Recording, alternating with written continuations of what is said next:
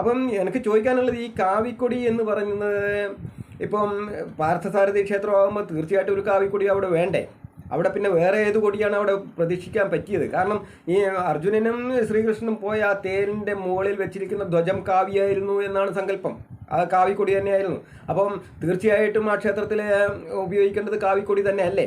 CPM-കാർ മുമ്പ് പോയിട്ട് അന്ന് അർജുനൻ്റെയും ശ്രീകൃഷ്ണൻ്റെയും തേരിൻ്റെ മുകളിൽ ഒരു അരിവാൾ ചുറ്റിയുടെ ഒരു ചിഹ്നമൊക്കെ ഉള്ള ഒരു ചെങ്കൊടി അവിടെ വെച്ചിരുന്നെങ്കിൽ ഓക്കെ, സംഭവം ശരി. ഇപ്പോഴും ആ കൊടിയായിരിക്കും അവിടെ ഉപയോഗിക്കേണ്ടി വരുന്നത്. അതല്ലാതെ കാവിക്കൊടി തന്നെയാണ് ശരിക്കും അവിടെ ഉപയോഗിക്കേണ്ടത്. പിന്നെ അതിനെ എതിർക്കുന്നതിൻ്റെ അർത്ഥം, അതിൻ്റെ ഉദ്ദേശം എന്താണെന്നാണ് മനസ്സിലാക്കാത്തത്. അതുപോലെ തന്നെ ഛത്രപതി ശിവജി എന്ന് പറഞ്ഞാൽ ഇപ്പോൾ അവിടെ ആ ഒരു ഫോട്ടോ അവിടെ വന്നാൽ ഏത് രീതിയിലാണ് ഇപ്പോൾ അതൊരു സാമുദായിക സ്പർദ്ധ ഉണ്ടാക്കുന്നത് അല്ലെങ്കിൽ ഒരു കലാപമൊക്കെ ഉണ്ടാക്കുന്നത് എത്ര ആലോചിച്ചിട്ട് മനസ്സിലാകുന്നില്ല. കാരണം ഈ ശിവജിയുടെ ഫോട്ടോ വെക്കുന്നത് ഒരു മുസ്ലിം പള്ളിയിലോ ഒരു ക്രിസ്ത്യൻ ദേവാലയത്തിലോ ഒന്നുമല്ല, ഒരു ക്ഷേത്രത്തിലാണ്. ഈ ശിവജി എന്ന് പറഞ്ഞാൽ ഛത്രപതി ശിവജിയെക്കുറിച്ച് ഈ